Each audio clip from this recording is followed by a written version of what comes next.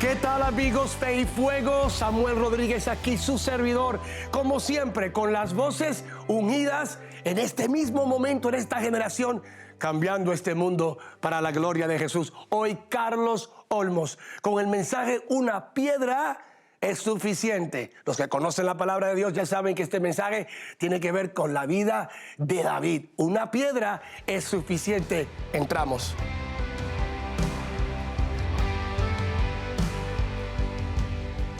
En nuestra sociedad no damos mucha importancia al significado de los nombres.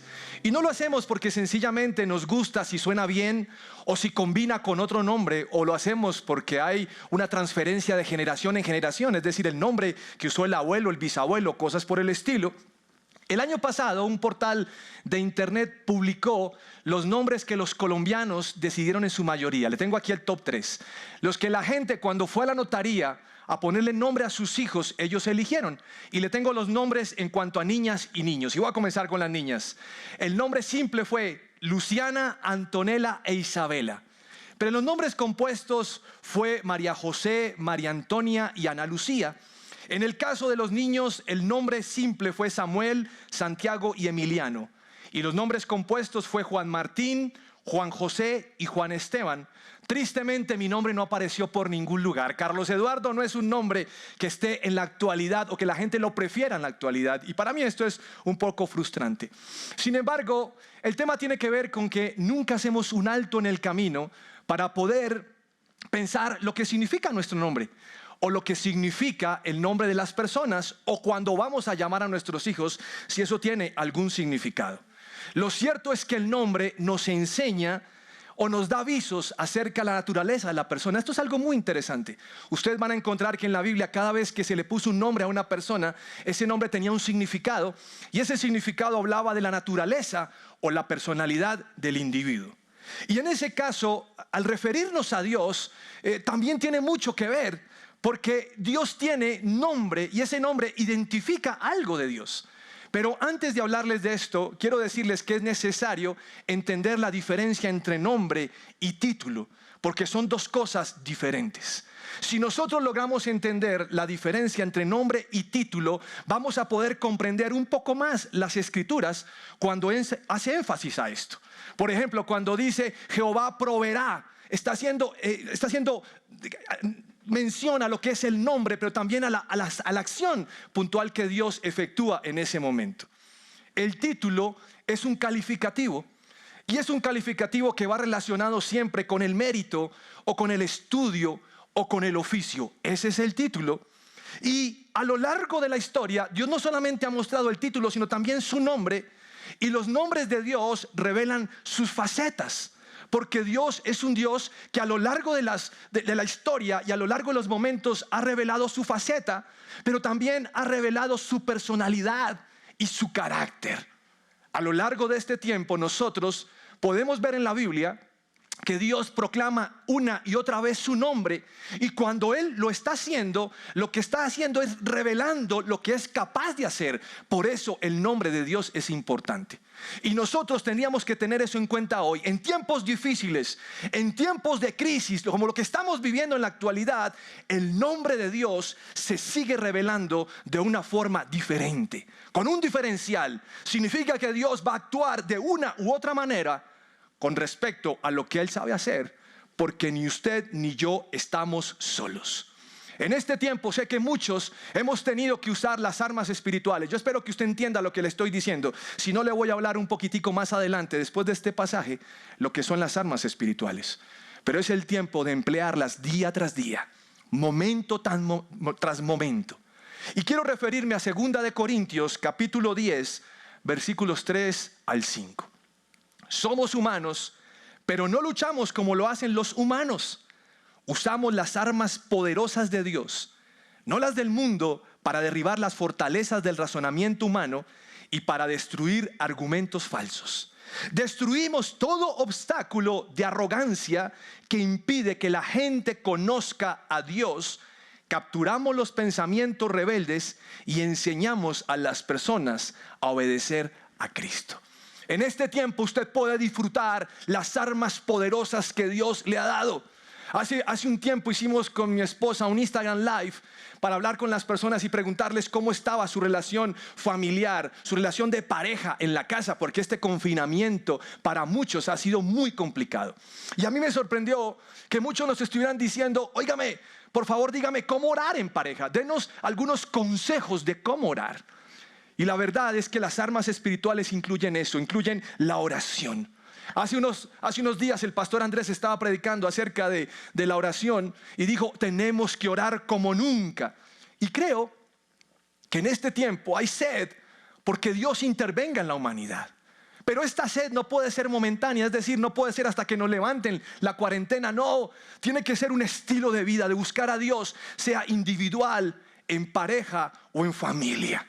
Esa es nuestra responsabilidad, es un arma espiritual. Pero también hay otra, que es el ayuno. Seguramente algunos de ustedes tomaron la decisión en sus casas de ayunar. Y ayunar es abstenerse de comer generalmente, aunque hay otras cosas más. Y en ese tiempo de comida es tiempo para buscar a Dios, tiempo para leer su palabra, tiempo para permitir que Él nos hable. Ese es el tiempo de ayuno. Pero también otra arma espiritual es la alabanza y la adoración. Yo creo que en nuestras casas hemos inundado este tiempo de adorar y exaltar a Dios, porque sabemos que cuando lo hacemos estamos declarando algo poderoso y su presencia se manifiesta en las alabanzas de su pueblo. Pero también otra arma espiritual tiene que ver con declarar la palabra de Dios. Nosotros declaramos la palabra de Dios, la confesamos. Eso es profetizar. Decimos lo que es conforme a la palabra de Dios. Y en todo este proceso, alguien también me preguntaba acerca si hacer guerra espiritual. Y claro que hay que hacer guerra espiritual. Pero en la guerra espiritual no se nos puede olvidar que primero nos sometemos a Dios, declaramos nuestra posición y nos vestimos con la armadura espiritual que nos ha entregado para poder subsistir en los días difíciles. Los nombres de Dios nos llevan a entender su naturaleza, y los hombres de Dios son un arma poderosa para levantar en este tiempo. Cuando ese nombre es compuesto, es una acción puntual que Dios ha hecho. Por eso ustedes van a encontrar diferentes nombres en la palabra de Dios. Por ejemplo, el Shaddai, que significa Él es todopoderoso. Ese es nuestro Dios lleno de poder. O van a encontrar Jehová Rafa, o depende de la traducción, Jehová Rofe, que significa Él es nuestro sanador. Ese es Dios, el que trae sanidad.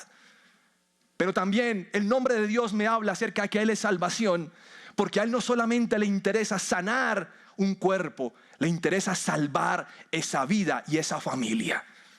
También dice la Biblia que Jesús anduvo haciendo el bien y liberando a los oprimidos por el diablo. El nombre de Dios es nombre de liberación, y el nombre de Dios también nos brinda protección. Es refugio, es fortaleza. Y el Salmo 91 dice que nos cubre con sus plumas. Él es nuestro escudo y Él es nuestra morada. A esta altura del partido usted tendría que cuando lee la Biblia, subrayar aquellos nombres de Dios para declararlos sobre su vida, sobre su familia y sobre nuestra nación y las demás naciones de la tierra. Le quiero contar una historia que seguramente usted la ha escuchado cantidad de veces, pero me sirve para lo que quiero ilustrar. El viejo Isaí envió a su hijo menor al campo de batalla. Allí estaban 3 de sus hijos, los hijos mayores, y él envió a su hijo menor con el objetivo que les llevara comida, pero además que viera cómo estaban para que le trajera un reporte. Cuando este jovencito llegó al campo de batalla, se dio cuenta que uno de los soldados enemigos, un hombre fuerte, un hombre grotesco al hablar, un hombre de guerra, un hombre valiente, estaba retando al pueblo para que salieran a pelear. Mire, era tanto el estrés en ese momento que me imagino que algunos de los soldados del ejército tenían tapabocas, porque la cosa estaba estresante. Ahora, no habían decretado la cuarentena, pero había estrés en todo lugar. Los temas de actualidad eran temas de burlas. Es decir, los noticieros estaban todo el tiempo hablando acerca de las burlas de ese gigante. Agresiones por todo lado. El temor se apoderaba no solamente de aquellos que estaban en el campo de batalla, sino todo el pueblo cuando escuchaban las noticias que un gigantón lo estaba retando. Las conversaciones de todos eran conversaciones difíciles, conversaciones acerca de qué vamos a suceder, qué va a suceder, qué vamos a hacer. Humanamente hablando es imposible humanamente hablando que hubiese una solución para Israel. No habría una solución para Israel. Y a mí esto me llama la atención, Porque lo que escucho hoy en día en noticias es si habrá alguna solución para el mundo entero. El nombre de este muchacho contrastaba con la situación que estaban viviendo, porque su nombre significaba amante o amoroso. Nosotros lo conocemos como David. Cuando él escuchó que este guerrero estaba retando al pueblo de Dios, él le preguntó a los soldados que estaban cerca: ¿quién es ese filisteo pagano al que se le permite desafiar a los ejércitos del Dios viviente? Esta es una pregunta, para mí una pregunta demasiado interesante. ¿Quién se cree para desafiar al ejército? Yo creo que sería una pregunta que nosotros tendríamos que hacernos hoy en día. Pero la verdad es que normalmente nos preguntamos es ¿por qué? Y no pensamos en que la situación puede estar desafiando a Dios mismo. A mí me gusta lo que hizo este jovencito, porque este jovencito no se puso a llorar, no se angustió, él no temió, él no se arrodilló ante la circunstancia, él no reclamó, él no dijo voy donde mi papá con las peores noticias, él no entró en depresión, no permitió que la depresión fuera su mejor aliada, sino que lanza una frase con fuego. ¿Quién se cree? Este hereje, este infiel, este idólatra, ¿qué se cree? A eso se refiere incircunciso, a eso se refiere que esté diciendo este pagano. ¿A qué se cree?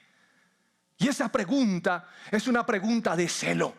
Es una pregunta de celo por la presencia de Dios mismo, por lo que Dios ha venido haciendo en el pueblo.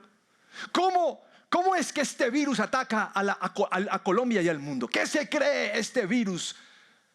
¿Acaso Dios no está por encima de él? ¿Qué se cree?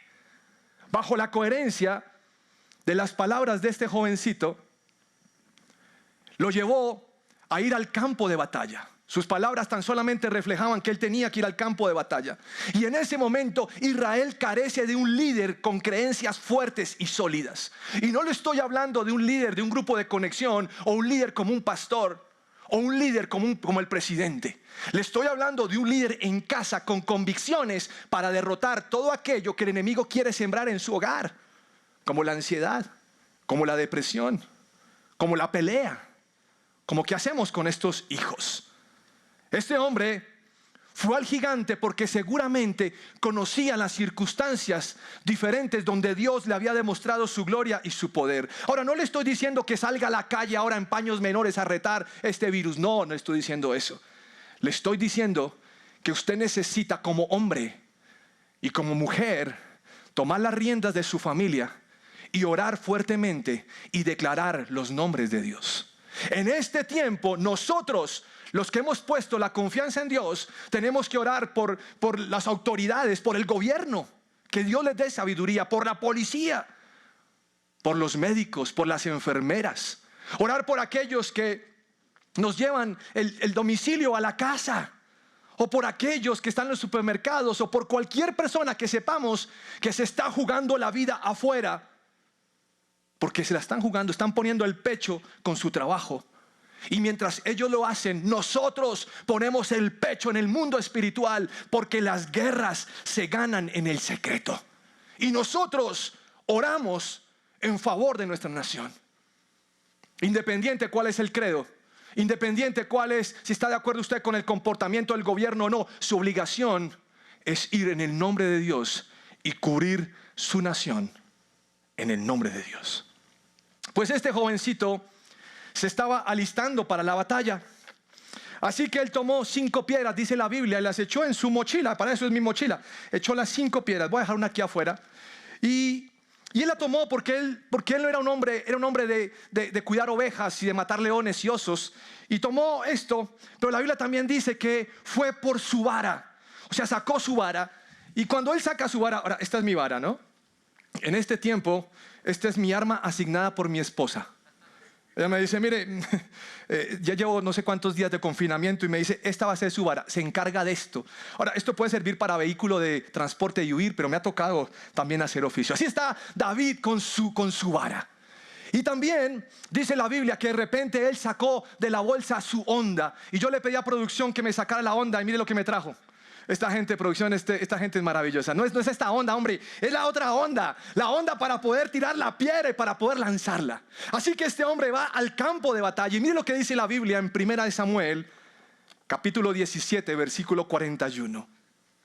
Goliat caminaba hacia David con su escudero delante de él, mirando con desdén al muchacho de mejillas sonrosadas. ¿Soy acaso un perro?, le rugió a David, para que vengas contra mí con un palo. Y maldijo a David en nombre de sus dioses. Ven aquí y les daré tu carne a las aves y a los animales salvajes, gritó Goliat. David le respondió al filisteo: tú vienes contra mí con espada, lanza y jabalina, pero yo vengo contra ti en nombre del Señor de los ejércitos celestiales, el Dios de los ejércitos de Israel, a quien tú has desafiado. Hoy el Señor te conquistará y yo te mataré y te cortaré la cabeza, y luego daré los cadáveres de tus hombres a las aves, a los animales salvajes, y todo el mundo sabrá que hay un Dios en Israel. Todos los que están aquí reunidos sabrán que el Señor rescata a su pueblo, pero no con espada ni con lanza. Esta es la batalla del Señor y los entregará a ustedes en nuestras manos. ¿Cuántos pueden darle un aplauso allí en su casa al Señor por esta declaración profética de lo que Dios está haciendo? Hace un tiempo tuve la oportunidad de hablar con un pastor conocido que vino aquí a la iglesia al lugar de su presencia. Y mientras los que estábamos hablando ahí, él hizo referencia a este pasaje y me encantó lo que dijo. Por eso quiero traerlo a colación. Cuando cuando Goliat le dice a David: ¿qué te crees? ¿Que soy un perro para que vengas así? Me gusta lo que está diciendo, porque así lo quería ver David. Lo quería ver arrinconado como un animal al cual va a destruir. Este David había matado leones y osos, y ahora con el poder de Dios va a ser más fácil matar a un perro, así mida 4 metros y medio. Y le dice: tú vienes contra mí con espada, lanza y jabalina, pero yo vengo contra ti en el nombre del Señor de los ejércitos celestiales, el Dios de los ejércitos de Israel, a quien tú has desafiado. Quiero que tome nota de lo siguiente. Él no dice vengo a ti, sino vengo contra ti. Es decir, aquí hay una guerra. Yo voy a pelear contra ti. Tú estás peleando contra Dios y yo soy su representante en este momento. Ahora, Goliat es un tipo de 4 metros y medio contra un joven de 1,70 o tal vez menos. Jovencito. Un hombre de guerra contra uno que no sabe sino matar leones y ositos. Pero este hombre viene contra él. Y cuando la Biblia dice el Señor de los ejércitos celestiales, él está haciendo una declaración que en hebreo significa Jehová Etzbaot. Así se dice en hebreo, ya aprendí hasta hebreo. Etzbaot, Jehová Etzbaot. ¿Qué está diciendo David? Está diciendo su nombre y su título. El Señor de los dominios. El Señor sobre el universo, sobre lo material e inmaterial, sobre todo lo que hay. Ese término, el Señor de los ejércitos, está más de 280 veces en la Biblia y hace referencia al Dios de las batallas. Ese es Dios. Nuestro Dios es un Dios guerrero. Nuestro Dios es un Dios luchador. Nuestro Dios es un Dios invencible. Y usted y yo hacemos parte de su ejército, no por mérito, sino porque Él le plació llamarnos a ser parte de su ejército. Y quiero decirle algo más. Dios no conoce la palabra derrota. No la conoce, porque su ejército disfruta de los triunfos del Señor. Toda la tierra está bajo el dominio de Dios. Con virus o sin virus, toda la tierra le pertenece. Jehová Etzbaot es poderoso. Y quiero que vea esto. David va en el nombre de él. Yo creo que frente a las circunstancias nosotros vamos en el nombre de nuestro Dios. Frente al desempleo, frente a alguna deuda, frente a algún pecado, vamos en el nombre de Dios para corregirlo. En el nombre de nuestro Dios. A mí esto me parece grandioso, el nombre que el Señor nos permite hablar. Miren, cuando Dios está con nosotros, una sola piedra es suficiente para derribar al gigante. No utilizó las 5. Tal vez la llevó por si acaso. Tal vez la llevó por si me fallan 4 y tengo la 5ª. Pero no fue necesaria usar las 5 piedras, sino solamente una. La primera que él tiró es la primera que mató a su enemigo. Así es el poder de nuestro Dios. la enfermedad no nos puede tocar, y lo declaramos y lo creemos en el nombre de Jehová Itzbaot. Ahora, la confesión de David es una confesión tremenda. Y esta palabra quiero declararla sobre ustedes y quiero pedirle el favor que usted la apunte o si usted tiene tiempo de estudiarlo en 1 Samuel 17, usted la va a declarar en su familia. Pero es una palabra para este tiempo. Todos los que están aquí reunidos sabrán que el Señor rescata a su pueblo. Dígalo conmigo. Todos los que están aquí reunidos, y mira a sus hijos, mira a su esposa, aún mira a la suegra, bendígala. Todos los que están aquí reunidos sabrán que el Señor rescata a su pueblo. Pero no con espada ni con lanza. Dígalo, pero no con espada ni con lanza. Esta es la batalla del Señor y los entregará a ustedes en nuestras manos. Así es. Así es, el coronavirus no te puede tocar, no lo puede hacer. Y aunque vengan tiempos difíciles, esta es la batalla del Señor y los entregaré a ustedes en nuestras manos, nos entregará. Mire, ir en su nombre es sinónimo de ir en alguien que tiene toda la autoridad. Ir en su nombre es saber que Dios va a respaldar lo que estamos diciendo. Ir en su nombre significa que representamos a Dios. Usted y yo somos los representantes de Dios. Cuando usted va a orar y usted va en el nombre de Jesús, los demonios tiemblan porque usted está allí orando en el nombre de Dios. Y Dios es conocido. Me sorprende que lo conocen más las huestes de maldad que el propio mundo, pero Dios es conocido. Hay otro pasaje en la Biblia que me gusta muchísimo cuando Dios está hablando con Moisés. Bueno, realmente me encantan todas sus conversaciones, pero hay una en especial en Éxodo capítulo 3. Cuando Dios le habla a Moisés, le dice lo siguiente, le da una instrucción y Moisés le responde. Éxodo capítulo 3, versículo 13. Pero Moisés volvió a protestar. Si voy a los israelitas y les digo, el Dios de sus antepasados me ha enviado a ustedes, ellos me preguntarán, ¿y cuál es el nombre de ese Dios? Entonces, ¿qué les responderé? Dios le contestó a Moisés, yo soy el que soy. Dile esto al pueblo de Israel, yo soy, me ha enviado a ustedes. Y a mí esto me parece fascinante. Yo sé que muchos van a decir, oiga, pero no encuentro cuál es la verdadera historia o lo mejor de este pasaje. Pues todo. Porque Dios le está diciendo, ve en mi nombre. Y diles, yo soy el que soy. Diles que yo soy, te envía. Y cuando Dios envía, Dios hace algo. Y es que Dios va a respaldar, sino para qué lo envió. Dios respaldó a Moisés delante de Egipto. Y no solamente delante de Egipto, sino el mundo entero comenzó a escuchar de su gloria y su poder. Porque es cuando viene el tiempo de las plagas. Yo creo que eso que hizo Dios pasó por encima de todo conocimiento y toda expectativa en la vida de Moisés. Yo soy, la declaración de su nombre. ¿Sabían ustedes que ese término yo soy, bajo el término de divinidad, como es Dios, fue utilizado por Jesús? Muchas veces lo utilizó, pero quiero hacer referencia de una parte. Cuando Jesús fue arrestado, llegan con antorchas y con palos y armas, espadas a llevárselo. Y entonces Jesús pregunta, ¿a quién buscan? Y ellos respondieron, a Jesús de Nazaret. Yo soy, dijo Jesús. Y cuando él dijo, yo soy, todos retrocedieron y cayeron al suelo. Y muchas veces he pensado, ¿por qué cayeron? Si solamente dijo, yo soy. Como tal vez usted diría, yo soy Carlos, yo soy María, yo soy Guadalupe. Lo que está diciendo Jesús en este momento es, yo soy. Es decir, yo soy el que soy, yo soy Dios. Y su nombre hizo que la gente cayera al suelo. Quiero decirle que eso pasa con las huestes de maldad, con los demonios y las situaciones. Cuando usted declara el nombre de Dios, todo tiende a caer, porque el nombre de Dios es poderoso. Jehová Itzbaot, el Dios de los ejércitos celestiales. Jehová se reveló en el Antiguo Testamento. En el Nuevo Testamento, su revelación es en Jesús. Y el nombre de Jesús está íntimamente ligado al nombre de Dios, porque significa Jehová es salvación. Hebreos capítulo 1, versículo 3 El Hijo irradia la gloria de Dios y expresa el carácter mismo de Dios y sostiene todo con el gran poder de su palabra.